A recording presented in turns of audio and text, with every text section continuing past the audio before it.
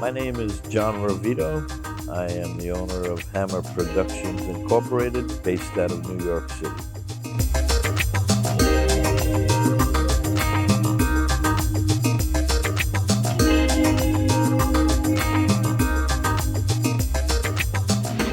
And tell, what type of events, you're saying live events, but give us a little taste of the different types of events that you do. Some of them might be festivals.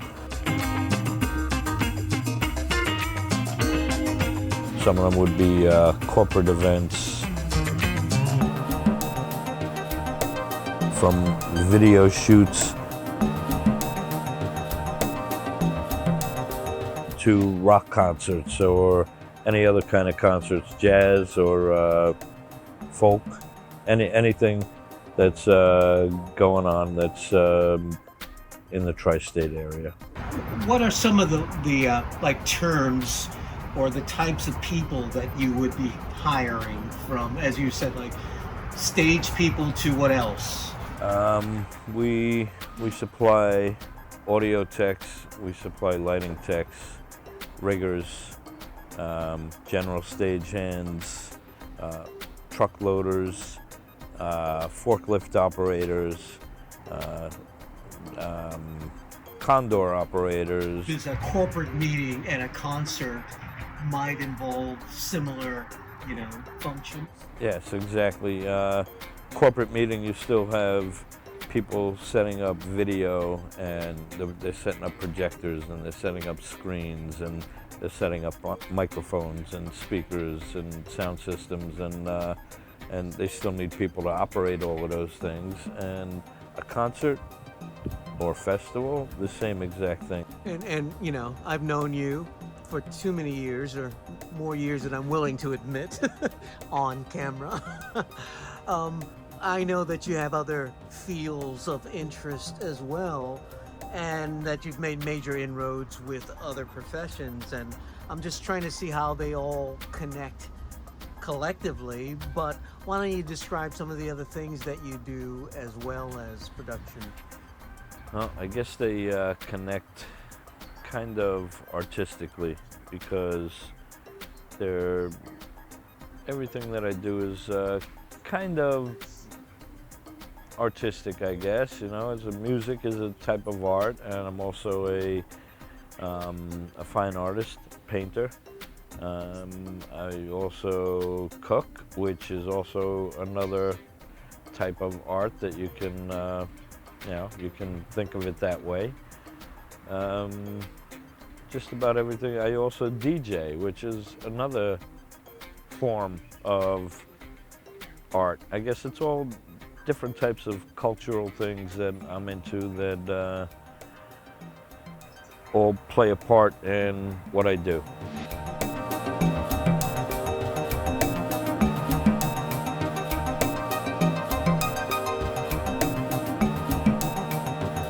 We would provide the stagehands that would set up the audio, they would set up the lighting, they would set up the video.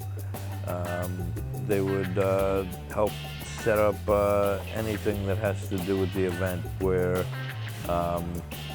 basically the event would come in with different people that would know the basic layout, or actually the actual detailed layout, and I would supply the people that they would need to help them set it up.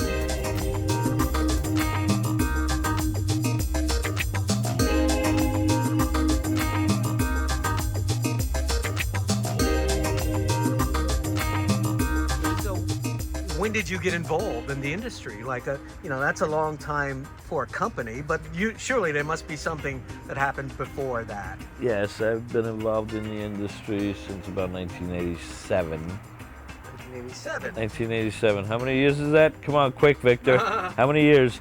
I'm sure you don't think it's a coincidence that you're in a mecca of culture, and you are a mecca of culture. I mean, is this, something that you, as a kid, thought, I'm going to do all those things and I'm going to be in an environment where potentially I can fulfill them?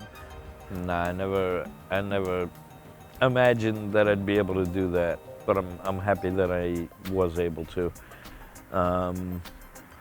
It's just, I would assume everybody would really want to do what they love, and it's just, I'm not pigeonholed into loving one specific thing. I love all different types of creativity and art and culture, and so with me being involved in the music industry, even though it's more on the technical end, it still works towards a collective creativity that I enjoy. It keeps me interested, and I believe everybody that works with me kind of feels the same way, where if all of this wasn't involved, I don't think they would be with me like my guys are.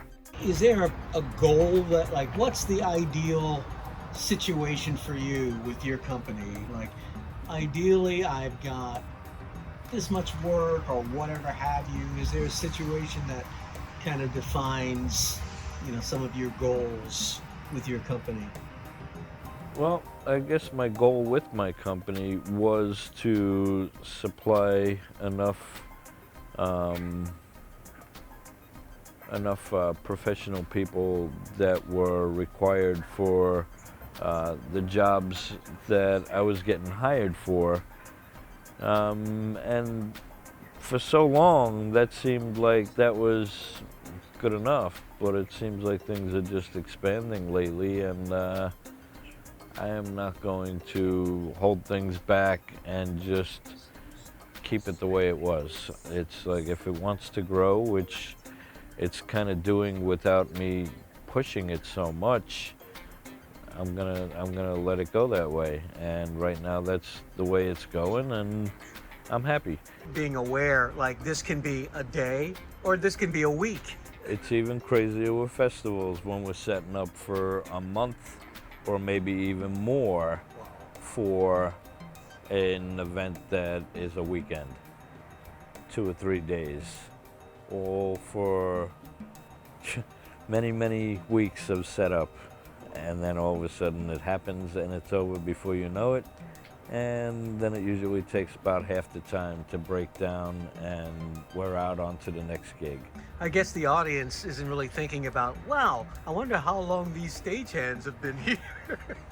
No, I don't think the audience even knows that we're involved. I think they just assume that they show up, everything is automatically set up, the band comes and plays, band goes home, and everything.